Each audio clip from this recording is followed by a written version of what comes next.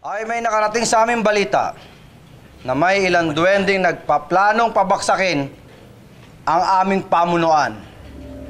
Isang planong gustong sirain ang isang matatag at malakas na kaharian na pare-pareho nating pinagsikapang itayo at itaguyod.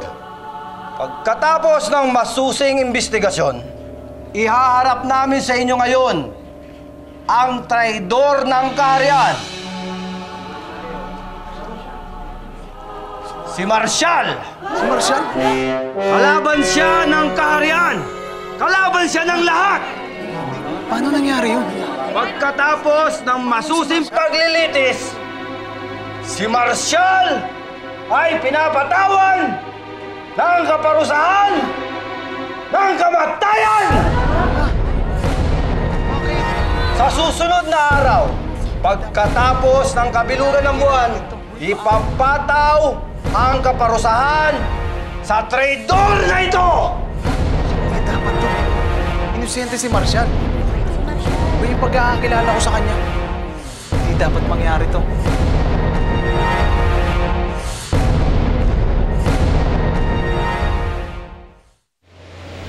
Gusto mo magpakasal?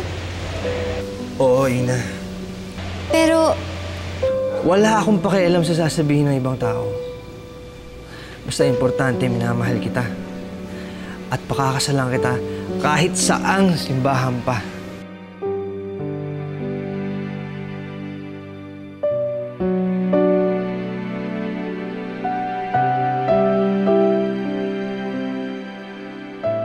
pasensya ka na, Lyndon, pero hindi pwede.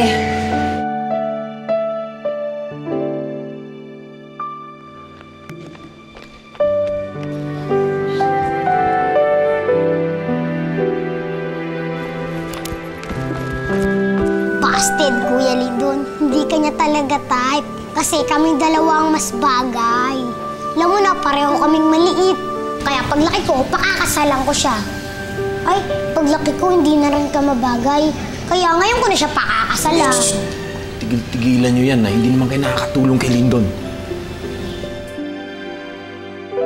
Paano kami magpapakasal yan? Anong klaseng buhay magkakaroon kami? Maliit ako. Tapos, malaki naman siya. Paano ba to? Hindi pwede. Ina. Elvin?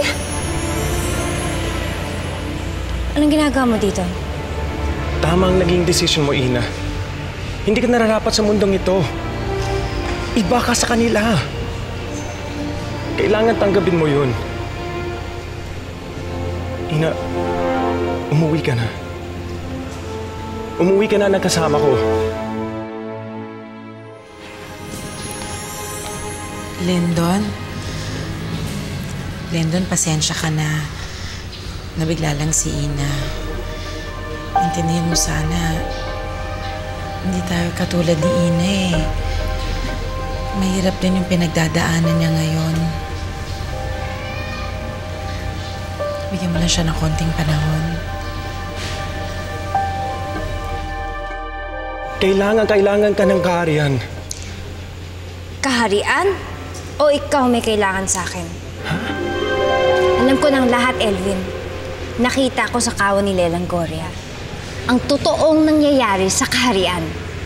Anong sinasabi mo? Walang sakit si Reyna Abiana. Maayos sa kaharian. Sinabi mo lang yun sa akin para pilitin akong bumalik sa kaharian dahil makasili ka. Hindi totoo yan. Alam kong mahal mo ko, Elvin. Pero ang hindi ko maintindihan, dahil sa pagmamahal na yun, nagawa mong lokohin ako. Dorfina. Ang tunay na pagmamahal, marunong magsakripisyo. Ang tunay na pagmamahal, handang magbigay para sa ikaliligaya ng minamahal niya. Katulad ng pagmamahal ni Lyndon. Mali ang iniisip mo, Dorfina. Hindi ka marunong magmahal, Elvin. Pare-pareho kay ni Reyna Abiana at Haring Calixto. Kaya wag na wag kayong umasa na babalik pa ako sa kaharian dahil kahit kailan, hindi na mangyayari yun.